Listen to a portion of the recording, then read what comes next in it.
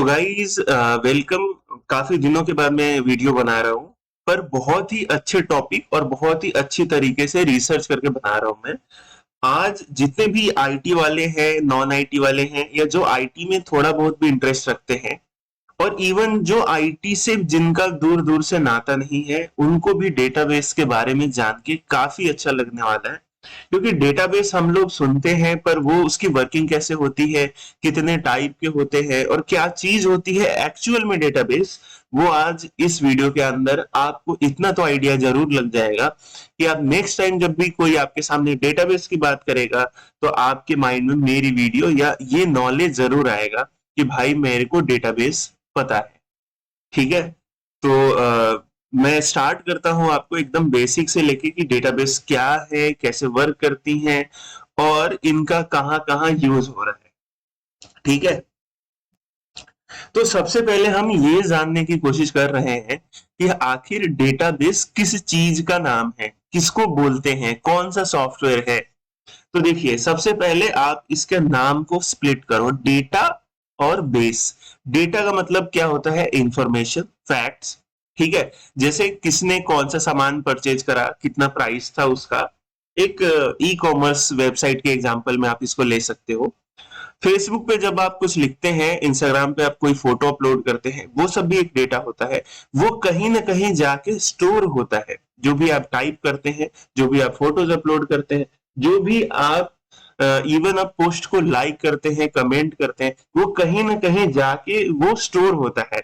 उस स्टोर जहां होता है, जिस सॉफ्टवेयर में होता है, उसको ही हम डेटाबेस बोलते हैं। ठीक है। जनरली जो डेटाबेस होता है, थियोरेटिकली उसको थोड़ा सा प्रोफेशनल वे में उसको स्ट्रक्चर्ड कलेक्शन बोलते हैं। देखो, कलेक्शन का मतलब जमा करना और स्ट्रक्चर्ड का मतलब तरीके से।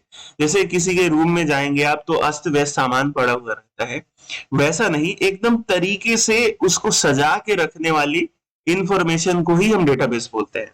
क्योंकि अगर हम सजा के नहीं रखेंगे तो कोई सामान मुझे ढूंढना है, वो बहुत दिक्कत हो जाती है। ठीक है। और ये सेंट्रल बेस रहता है जहां पे आपका सारा इंफॉर्मेशन स्टोर होता है। ठीक है। और जनरली जब हम रिलेशनल डेटाबेस की आगे हम पढ़ेंगे कि डेटाबेस के टाइप्स कितने होते हैं। तो जब हम रिलेशनल डेटाबेस की बात करते हैं, तो उसमें टेबल्स में, जैसे अगर आपने एक्सेल शीट देखी होगी, तो उसमें रोज और कॉलम्स होते हैं।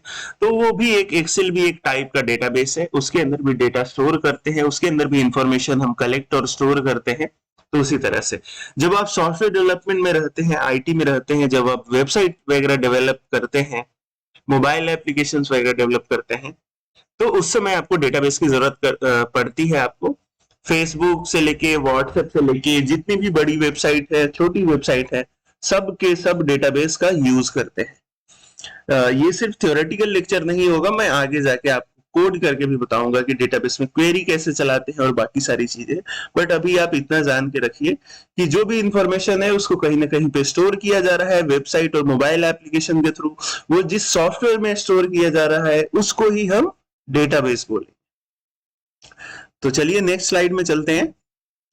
अब डेटाबेस तो है, पर डेटाबेस के टाइप कितने हैं, कितने तरह के डेटाबेस होते हैं। जैसे हर इंसान अलग अलग तरह का होता है, कोई गुस्से वाला होता है, कोई शांत होता है, कोई लंबा होता है, कोई चौड़ा होता है। तो उस तरह से डेटाबेस के भी टाइप होते हैं।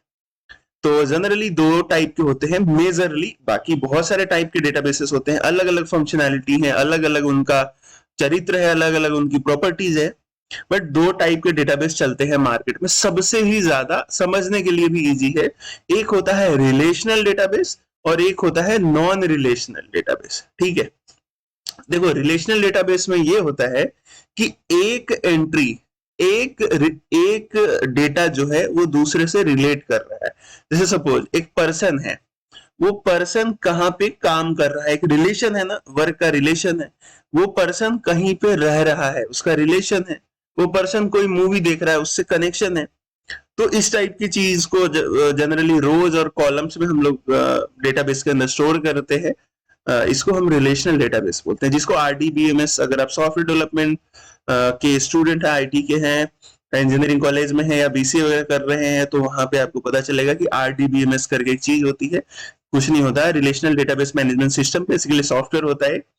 और कई एग्जाम्पल है इसके, सबसे जो ज्यादा पॉपुलर है वो है माई एसक्यूएल, पोस्टग्रेस, ठीक है। और इंडस्ट्री में बड़े लेवल पे भी यूज होता है ओरेकल और माइक्रोसॉफ्ट का एसक्यूएल सर्वर, ठीक है। तो ये सब एग्जांपल्स है, मैं एग्जांपल भी इसलिए दे रहा हूं ताकि आपको बिल्कुल भी ये अंदेशा ना रहे कि भाई ने सिर्फ थ्योरी बताई है, कुछ आगे बताया ही नहीं है इन्होंने, ठीक है। और वीडियो को रोक के मैं आपसे ये बोलना चाह रहा हूँ कि अगर आपने मेरे चैनल को सब्सक्राइब नहीं करा हुआ है या वीडियो को लाइक नहीं करा है तो प्लीज लाइक कर दे। आपको डीप नॉलेज मिलेगी यहाँ पे, एकदम बेसिक से। मैं कुछ भी एडवांस नहीं पढ़ाता हूँ, ऐसा पढ़ाता हूँ कि बस एक बार में आपको समझ में आ जाए। और बेसिक से तो नीचे आप कभी नहीं जा पाओगे, इतना तगड़ा आपको समझ में आने वाला है, ठीक है। अब हम आगे बढ़ते हैं। आजकल बहुत ही ज्यादा ट्रेंडिंग में चल रहे हैं नो एसक्यूएल डेटाबेस। अभी हमने रिलेशनल डेटाबेस की बात करी है और आगे हम इसके एग्जांपल भी देंगे। एक्चुअली माई एसक्यूएल का कोर्स है, बट आपको बेसिक का डेटाबेस भी पता होना चाहिए, तो इसलिए मैं ये सारी चीजें बता रहा हूँ आपको, स्लाइड्स के थ्रू, कोड के थ्रू भी बताऊंगा, सॉफ्टवेयर रन करके भी बताऊंगा आपको, है ना। तो आजकल बहुत ज्यादा ट्रेंडिंग चल रहा है नो एसक्यूएल डेटाबेस। जैसे इनमें सबसे ज्यादा जो फेमस है वो है मोंगोडीबी करके एक डेटाबेस आता है, ठीक है। ये बीएसएन स्ट्रक्चर फॉलो करता है और ये जेसन लाइक सिंटेक्स में इसको स्टोर कराता है ना। तो मोंगोडीबी आपने सुना होगा, वो एक नो एसक्यूएल डेटाबेस है। नो एसक्यूएल का मतलब ये है कि बहुत कम जो एसक्यूएल की प्रॉपर्टीज हैं, जैसे एसिड प्रॉपर्टीज वगैरह है, उसको वो फॉलो करता है। ये ज्यादातर रीड ओनली केसेस में, जैसे एनालिटिकल पर्पस में यूज आता है ज्यादातर। इसको एनालिटिकल एबिलिटी वाले जो सॉफ्टवेयर बनाते हैं उनमें यूज आता है। हालांकि इसका यूज करके आप काफी हद तक रिलेशनल जो प्रॉपर्टीज हैं सॉफ्टवेयर की उसको भी अचीव कर सकते हो, बट रिकमेंडेड नहीं है। जो आपको माइस्क्यूएल दे सकता है वो आपको मोंगोडीबी नहीं दे सकता है, और जो मोंगोडीबी देगा जैसे कि स्पीड और परफॉर्मेंस, वो आपको माइस्क्यूएल नहीं देगा लार्ज केसेस में, ठीक है। तो सबका अपना अपना एक वो है, स्ट्रॉन्ग पॉइंट है, ठीक है। अब आगे चलते हैं। अदर डेटाबेसेस अगर आपने सुना होगा, एक इन मेमोरी डेटाबेस होता है जो कि कैश वगैरह के लिए, चाहे जो फास्ट परफॉर्मेंस वाले आइटम्स को स्टोर करना है टेम्पररी स्टोरेज में, तो रेडिस वगैरह हम लोग यूज करते हैं। अगर आपने कोई एक्सचेंज वगैरह ट्रेडिंग के लिए यूज करा होगा तो वहां पे देख रहे होंगे कि इतना फास्ट चार्ट वगैरह बनता है। तो उनको जनरल माइस्क्यूएल और नोएसक्यूएल में भी स्टोर नहीं करते हैं वो डेटा को, कि स्टॉक का प्राइस एक एक मिनट एक एक सेकंड पे चेंज होते रहता है। तो उसको हम टाइम सीरीज बेस्ड डेटाबेस में यूज करते हैं, जो कि सबसे पॉपुलर एक इन्फ्लक्स डीबी करके है। तो जितने भी एक्सचेंजेस है, चाहे क्रिप्टो हो चाहे वो स्टॉक एक्सचेंजेस हो, तो वहां पे भी इनका यूज आता है। इन्फ्लक्स डीबी काफी पॉपुलर डेटाबेस है, ठीक है। अब हम आते हैं मुद्दे पे। अब जो हम लोग, चूंकि हमारा लेक्चर है माई एसक्यूएल का, ठीक है, माई एसक्यूएल में एम वाई हटा दे तो एसक्यूएल बचता है। और आपके कोर्सेस में, और आपने बहुत जगह सुना होगा एसक्यूएल, एसक्यूएल सीक्वल भी बोलते हैं सब इसको, ठीक है, शॉर्ट में सीक्वल भी बोलते हैं। आजकल लोग ज्यादा फैंसी वर्ड यूज करते हैं। तो सीक्वल क्या है? देखो, सीक्वल एक स्टैंडर्ड क्वेरी लैंग्वेज है, जो कि जिसका जिसका फुल फॉर्म है स्ट्रक्चर्ड क्वेरी लैंग्वेज। ये एक स्टैंडर्ड लैंग्वेज है। लगभग जितने भी रिलेशनल डेटाबेस है और कुछ नॉन रिलेशनल डेटाबेसेस भी इस लैंग्वेज को फॉलो करते हैं। और ये लैंग्वेज क्या है? बेसिकली एक प्रोग्रामिंग लैंग्वेज है, और ये डेटाबेस के अंदर आइटम्स को रिट्रीव करने में, मैनिपुलेट करने में, एडिट और डिलीट, इन सब में काम आता है, ठीक है। और जनरली इसके 3-4 काइंड ऑफ लैंग्वेज होते हैं। वैसे तो आपको ज्यादा थ्योरी में बिलीव नहीं करना है, डायरेक्ट जब मैं आपको दिखाऊंगा तो उसमें पता चल जाएगा आपको। जैसे एक तो होता है मैनिपुलेशन लैंग्वेज, जैसे किसी रिट्रीव करना है, इंसर्ट करना है, अपडेट करना है, डिलीट करना है, तो उसको डीएमएल बोलते हैं, ठीक है। और एक डीडीएल होता है, जैसे हम टेबल्स वगैरह बनाते हैं या टेबल्स मॉडिफाई करते हैं या टेबल्स को पूरा गायब कर देते, डिलीट कर देते, ड्रॉप कर देते हैं, तो उस समय डीडीएल उसको बोलते हैं, ठीक है। अब हम आते हैं एक्चुअल सॉफ्टवेयर जो हम लोग यूज करने वाले हैं। जो डेटाबेस यूज करने वाले हैं उसका नाम है माई एसक्यूएल, इसका फुल फॉर्म है माई स्ट्रक्चर्ड क्वेरी लैंग्वेज, है ना। और एक माई एसक्यूएल सर्वर यूज करेंगे। हर डेटाबेस एक सर्वर होता है और उसके साथ एक क्लाइंट भी दिया जाता है, उससे आप कनेक्ट करके उसको एक्सेस करते हो बेसिकली, ठीक है। और सबसे ज्यादा अगर रिलेशनल डेटाबेस पॉपुलर है तो माइस्क्यूएल है, वैसे ओरेकल और बाकी सारे भी हैं एंटरप्राइज ग्रेड के, बट वो बड़ी कंपनीज और ऐसे यूज होता है। माइस्क्यूएल छोटी कंपनी बड़ी कंपनी हर केस में इसका यूज कर सकते हो आप। ठीक है, जब आप सॉफ्टवेयर बनाते हैं, जब मोबाइल ऐप बनाते हैं, तो बैकएंड में जो डेटाबेस जनरली लोग लेते हैं, तो दो डेटाबेस आजकल रिलेशनल में पॉपुलर है, एक माईएसक्यूएल और एक पीजीएसक्यूएल, पोस्टग्रेस बोलते हैं जिसको, है ना। तो सबसे उससे पोस्टग्रेस से भी ज्यादा माईएसक्यूएल पॉपुलर है। तो अगर आप कोई सा भी एसक्यूएल सीख लोगे, एसक्यूएल के सिंटेक्स सीख लोगे, तो कोई सा भी डेटाबेस, जो भी रिलेशनल डेटाबेस है, ऑलमोस्ट 90-95% तक सबके सिंटेक्स सेम होते हैं। तो अगर आप माइस्क्यूएल जानते हो तो ऑलरेडी आपको 90% पोस्टग्रेस आ गया है, 90% आपको ओरेकल आ गया है। बट कुछ सिंटेक्सेस सबका अपना रहता है, जैसे कुछ की फंक्शनैलिटीज हैं, जैसे ट्रिगर्स हैं, जो डेटाबेस के इंटरनल कैरेक्टरिस्टिक है, वो ओरेकल और माइस्क्यूएल सर्वर के अलग होते हैं, और पीजीएसक्यूएल का अपना अलग होता है। काफी सारी चीजें सबकी अपनी होती है, बट कॉमन जो एसक्यूएल का सिंटेक्स अगर आपने जान ली तो ऑलमोस्ट सारे डेटाबेस पे ये रन हो जाता है। इसीलिए इसको बोलते हैं स्टैंडर्ड या स्ट्रक्चर्ड बोल दो आप। क्वेरी लैंग्वेज, क्वेरी मतलब किस चीज को क्वेरी कर रहे हैं हम, डेटाबेस को क्वेरी कर रहे हैं, है ना। अच्छा, तो माइस्क्यूएल पॉपुलर क्यों है, क्योंकि ये ओपन सोर्स है, मतलब इसका कोड आप मॉडिफाई कर सकते हो, एडिट कर सकते हो, फ्री में यूज कर सकते हो। ठीक है, इसके अंदर रिलेशनल मॉडल्स और जो नॉर्मल एसक्यूएल का सिंटेक्स है वो फॉलो होता है। ठीक है, मल्टी प्लेटफॉर्म है, लिनक्स पे भी डिप्लॉय कर सकते हो आप, विंडोज पे भी डिप्लॉय कर सकते हो, मैक पे भी कर सकते हो। परफॉर्मेंस वाइज भी बढ़िया है, स्केलेबल भी है, कम्युनिटी और कमर्शियल एडिशन भी। कमर्शियल मतलब जो एंटरप्राइज ग्रेड के जो काम होते हैं, जैसे बैंक्स वगैरह में अगर है, चाहे जो बड़ी कंपनीज वगैरह यूज करती है, वो इसका प्रीमियम एडिशन यूज करती है। बट कम्युनिटी एडिशन भी ऑलमोस्ट सेम आपको कैपेबिलिटी देता है। ठीक है, बट प्रीमियम है तो थोड़ा सा ज्यादा देगा, जाहिर सी बात है। ठीक है, तो माइस्क्यूएल इसलिए यूज करते हैं। जब भी आप इवन जो फेसबुक है वो भी माइस्क्यूएल बैकएंड में यूज करता है, ट्विटर है माइस्क्यूएल यूज करता है, ऑलरेडी माइस्क्यूएल साथ बहुत सारे डेटाबेसेस वो लोग यूज करते हैं, बट माइस्क्यूएल भी यूज करते हैं, है ना। अब हर डेटाबेस में, चाहे माइस्क्यूएल हो, चाहे पोस्टग्रेस हो, चाहे इवन नॉन रिलेशनल डेटाबेस जैसे मोंगोडीबी, उन सब में भी क्रड ऑपरेशन होता है। अगर आप वेबसाइट बनाते हैं तो वहां पे क्रड, जैसे इंटरव्यू वगैरह में पूछते हैं, क्रड का मतलब बेसिकली कुछ होता नहीं है, create, read, update and delete. ये चार चीज जान गए तो आप 80-85%, 90% आप डेटाबेस का जान गए। क्रिएट का मतलब होता है कि आप कुछ रिकॉर्ड्स को क्रिएट करते हो।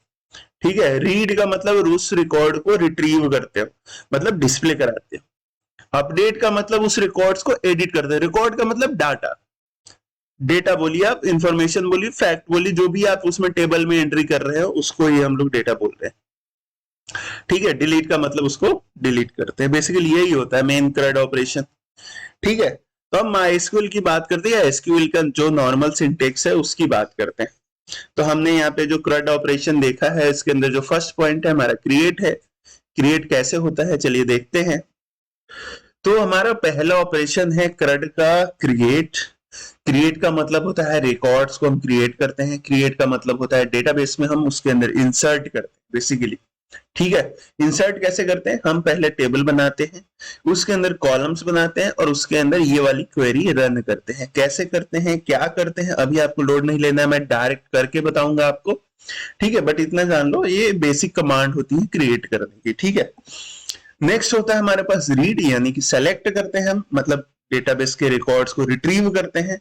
ठीक है, तो इसमें हम जो जो कॉलम्स चाहिए मेरे को वो रिट्रीव करेंगे और इस हिसाब से कुछ क्वेरी लिखते हैं। ठीक है, इसी तरह हमारे पास अपडेट यानी कि एडिट का कमांड होता है। जैसे किसी स्टूडेंट का एज 21 है, उसको मेरे को 22 करना है।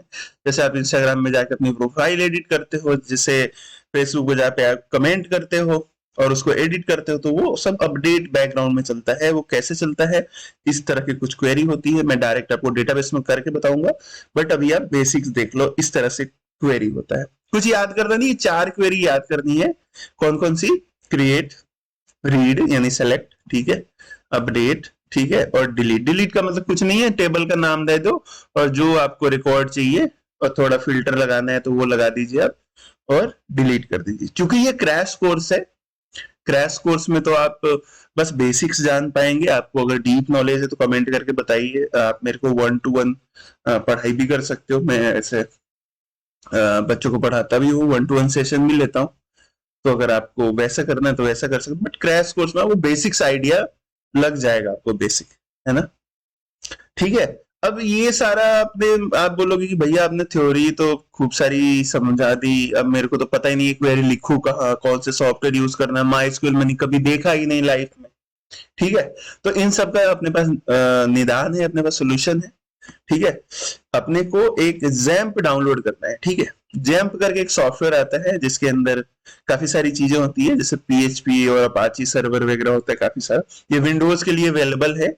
आपको एक ये सॉफ्टवेयर डाउनलोड करना है और इसके साथ आपको इनबिल्ट मिल जाता है पीएचपी माई एडमिन।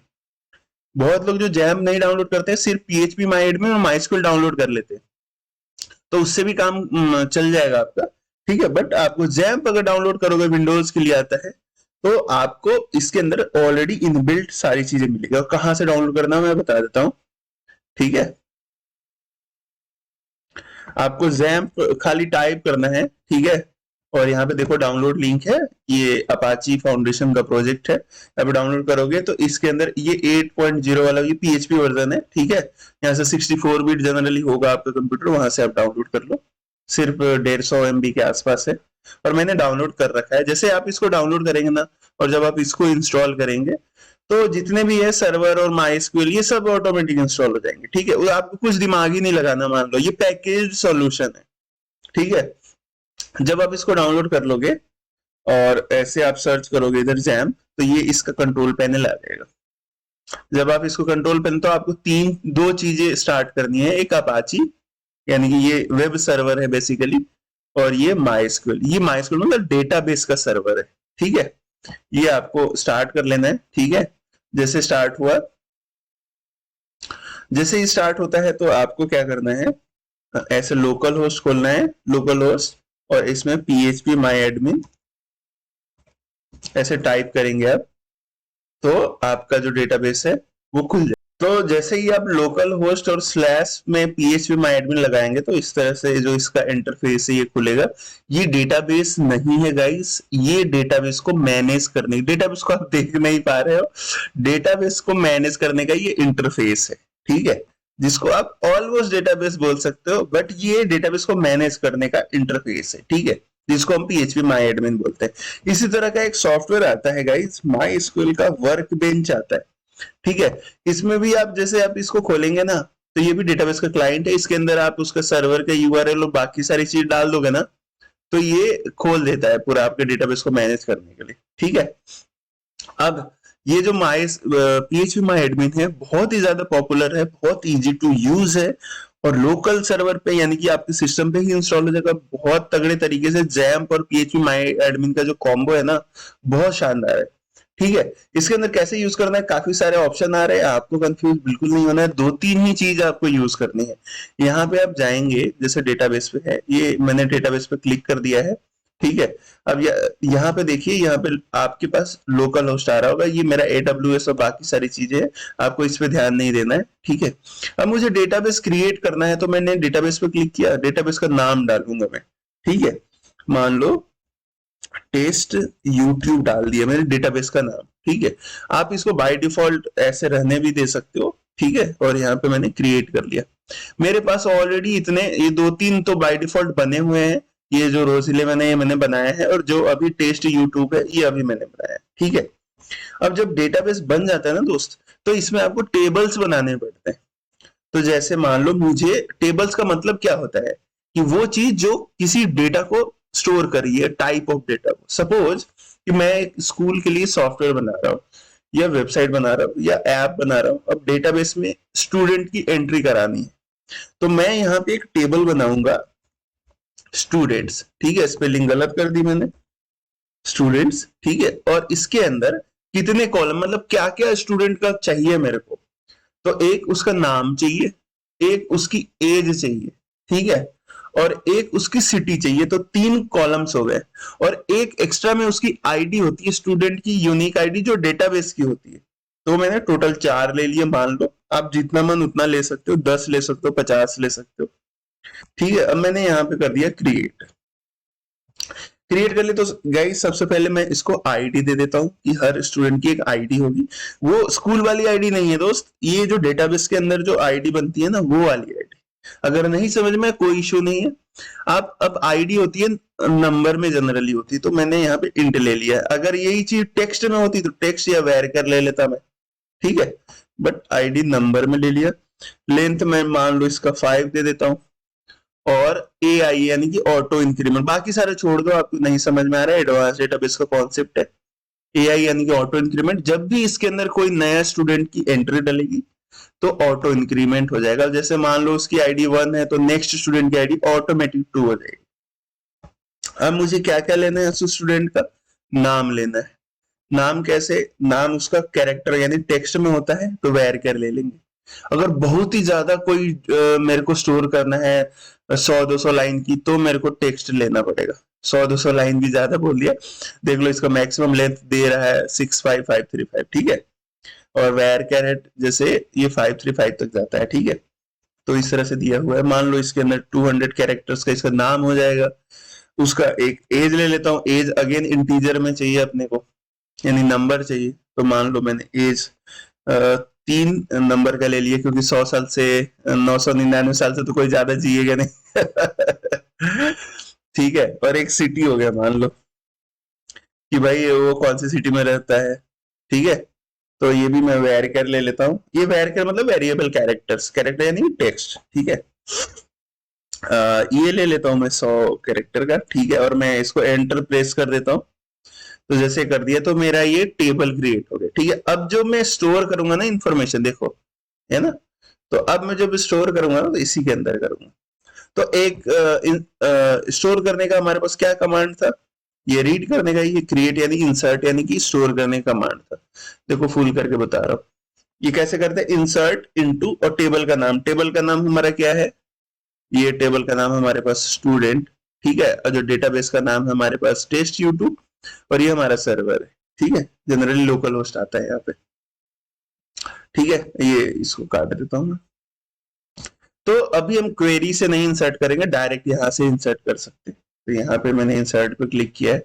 जैसे मान लो एक स्टूडेंट है, इसका नाम है आकाश, उसकी एज है कितनी साल, 15 साल मान लो। सिटी है मान लो दिल्ली उसकी, और गो पे क्लिक कर दूंगा तो ये इंसर्ट हो जाएगा बेसिकली। तो अब इसको ब्राउज करते हैं, ठीक है। जैसे ब्राउज करेंगे तो यहाँ पे टेबुलर फॉर्म में आ रहा है, आईडी इसकी 1 है, नेम उसका आकाश है, एज 15 है। तो ये है रिकॉर्ड्स, ठीक है। ये किस में स्टोर्ड है, ये स्टूडेंट टेबल में स्टोर्ड। टेबल अलग होता है, डेटाबेस अलग होता है। डेटाबेस के अंदर टेबल्स आते हैं, और टेबल के अंदर कॉलम्स आते हैं, ये कॉलम्स है और ये रो है, ठीक है। अगर आप इसको डिलीट करना चाहते हो तो क्लिक करके डिलीट कर सकते हो। और देखो गाइज, मैंने इधर कितना कॉम्प्लेक्स बताया कि भाई आपको डिलीट करने के लिए क्वेरी चलानी पड़ेगी। दोस्तों ये चलानी पड़ती है, क्योंकि हर समय आपके पास, आप मैनुअल तो भाई किसी का डिलीट करोगे नहीं। तो इसलिए आपको क्वेरी वाला सिस्टम याद करना पड़ेगा, ठीक है। अब आते हैं हम लोग क्वेरी पे। 2-3 इंसर्ट कर देता हूं मैं, ठीक है। एक और स्टूडेंट का नाम बताओ, जैसे अमित है, अमित की एज है 40 साल, सिटी है इसका जयपुर, ठीक है। और एक और मैं इसके अंदर डेटा इंसर्ट कर दे रहा हूँ, इसका नाम है आलोक, नहीं मान लो सोहन, ठीक है। 12 साल, 12 साल हो गया। और इसकी जो सिटी है वो है, मान लेते हैं इसकी भी दिल्ली है। तो मेरे पास 3 रिकॉर्ड्स आ गए, ठीक है।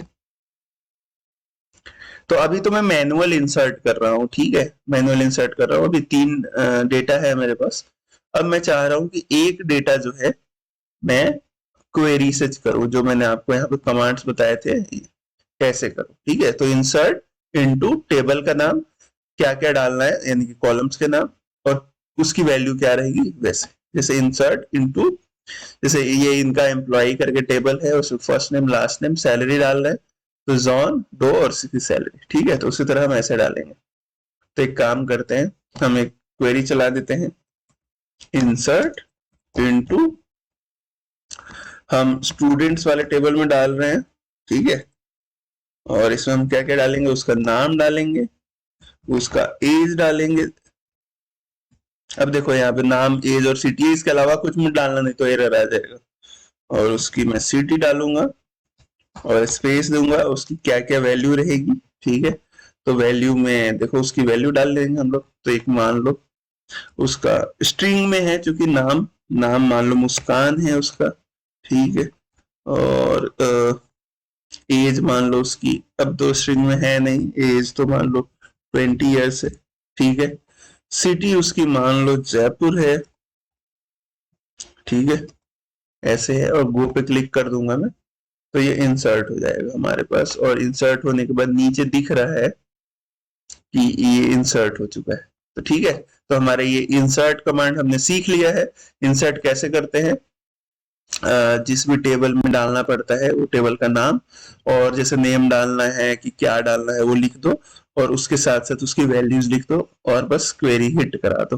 तो ये इंसर्ट हो गया, ठीक है। अब नेक्स्ट हमारे पास क्या है, रिट्रीव करने का। ठीक है, रिट्रीव करने का मतलब हम डेटा निकाल रहे हैं उससे। जैसे हमें ये देखना है कि जयपुर से कितने स्टूडेंट है, ठीक है। तो इसको पूरा डिलीट करो। जब हम रिट्रीव करते हैं, जब हम लिस्ट निकालते हैं, जब हम देखते हैं, जब हम चेक करते हैं, जब हम व्यू करते हैं, तो उसके लिए जो हमारा कमांड है वो है सेलेक्ट। अगर मुझे पूरे को देखना है तो स्टार लगाऊंगा, ठीक है। कहां से देखना है, तो मेरे को स्टूडेंट टेबल से देखना है। तो जैसे गो पे क्लिक करूंगा तो ये पूरा का पूरा आ जाएगा, हमारे पास पूरा ही आ रहा है, ठीक है। अभी कुछ भी चेंज नहीं हो, बिकॉज पूरा रिकॉर्ड आ रहा है उठ के। बट मुझे ये देखना है कि सिर्फ जयपुर के कितने स्टूडेंट है। तो मैं एक फिल्टर लगाऊंगा जिसको बोलते हैं वेयर सिटी। इसमें डालूंगा मैं सिटी का नाम। दोस्त, अगर आपको वेयर और बाकी सारी चीजें नहीं समझ में आ रही, कोई इशू नहीं, कमेंट करके बताओ। मैं सिर्फ क्वेरी पे एक पूरी वीडियो बताऊंगा। ये क्रैश कोर्स है डेटाबेस का, तो बेसिक्स आपको पता चल रहा है, एकदम बिगिनर्स के लिए, ठीक है। अब मैं यहाँ पे गो पे क्लिक करूंगा, तो अब देखो इसके अंदर सिर्फ दो ही लोग हैं, अमित और मुस्कान, जिनकी सिटी जयपुर है। तो ये जो वेयर के साथ वाला है ना, इसको हम फिल्टर बोलते हैं। और ये हमारा टेबल का नाम है स्टूडेंट, देख लो आप यहाँ पे स्टूडेंट, ठीक है। सेलेक्ट मतलब हम रिट्रीव कर रहे हैं, स्टार का मतलब पूरे स्टूडेंट में से जिनकी भी सिटी जयपुर है उनकी लिस्ट आ रही है, ठीक है। तो इस तरह से हमारा सेलेक्ट कमांड चलता है। नेक्स्ट हमारे पास कमांड है अपडेट। मान लो मुस्कान की सिटी, मुस्कान जॉब चेंज कर लेती है, मुंबई चली जाती है, मान लो इसको मैं अपडेट करना है मुझे, तो एक आता है हमारे पास अपडेट। क्या अपने को करना है, इसका नाम है स्टूडेंट में से अपडेट करना है मुझे स्टूडेंट टेबल को। इसमें मुझे set city equal to Mumbai, ठीक है, वेयर। अब मुस्कान की आईडी कितनी है, 4। तो या तो नाम के हिसाब से या तो आईडी के हिसाब से हम इसको कर लेते हैं, आईडी ज्यादा बेहतर रहता है। 4 कर दिया मैंने। तो मुस्कान की सिटी ये जयपुर, सॉरी मुंबई हो जाएगी। अब एक बार देख लेते हैं ब्राउज करके। तो हमारी मुस्कान पहले जयपुर में रहती थी, अब मुंबई में आ गई है, ठीक है। तो इस तरह से अपडेट क्वेरी चलती है हमारे पास। अपडेट, टेबल का नाम, सेट, और जो भी आपको वैल्यू चेंज करनी है, और कंडीशन लगा सकते हो, ठीक है। अब मुझे डिलीट करना है, मान लो मुस्कान से मेरा झगड़ा हो गया है, तो मैं एक डिलीट करके कमांड आता है डिलीट। और कहां से करना है मेरे को, स्टूडेंट टेबल से करना है। वेयर, या तो आईडी से कर दो या तो नाम से कर लो। आईडी मुस्कान की 4 है, तो मैं मुस्कान को डिलीट कर दे रहा हूं यहां से, ठीक है। तो ये डिलीट हो गया मेरे पास, ठीक है। तो मुस्कान अब हमारे डेटाबेस में है नहीं, इस टेबल में नहीं है, ठीक है। इस टेबल में, इस डेटाबेस में बहुत सारे टेबल है, जैसे ये रोज 11 करके एक डेटाबेस है, इसके अंदर बहुत सारे टेबल्स है, ये सारे टेबल्स, बहुत सारे टेबल्स में बहुत सारा डेटा रहता है। जो भी वेबसाइट है, बड़ी वेबसाइट है, देखो ना, इसमें सिर्फ नंबर्स नंबर्स। तो इस तरह से डेटाबेस आते हैं, डेटाबेस के अंदर उसके रिकॉर्ड्स आते हैं। तो आपको डेटाबेस देख के घबराना नहीं है। आपने आज कितनी कमांड्स पढ़ ली, डिलीट पढ़ लिया, अपडेट पढ़ लिया, रीड पढ़ लिया और क्रिएट पढ़ लिया। 90% आपका जो कमांड है वो यही रहता है। सिर्फ फिल्टर्स और बाकी सारी चीजों का जैसे ज्वाइन वगैरह भी लगाते हैं, बट मेन कमांड्स यही है, ठीक है। तो आई होप कि आपको बेसिक जो डेटाबेस का कोर्स है वो आपको समझ में आया होगा। इसको हम प्रोग्रामिंग लैंग्वेज के साथ कैसे करेंगे, जैसे पीएचपी के साथ कैसे करेंगे, तो सबसे पहले दोस्त हम पीएचपी पढ़ेंगे और उसके साथ हम ये डेटाबेस का नॉलेज यूज करके उसको कनेक्ट करेंगे और उसके अंदर वैल्यूज इंसर्ट करेंगे। तो फिलहाल के लिए थैंक यू, आपने अभी इतना टाइम तक इस वीडियो को देखा है, तो थैंक यू गाइस। आपको आई होप कि डेटाबेस समझ में आया होगा। डेटाबेस कुछ नहीं है, डेटा का बेस है, रिकॉर्ड्स जहां स्टोर करते हैं जिस सॉफ्टवेयर में, उसको डेटाबेस बोलते हैं। ग्रोसरी की दुकान से लेके फेसबुक, ट्विटर, गूगल सब डेटाबेस यूज करते हैं। आप भी यूज करिए, हम भी यूज कर रहे हैं, सब यूज करते हैं। पढ़िए, सीखिए, आगे बढ़िए, वीडियो को लाइक करिए। Thank you.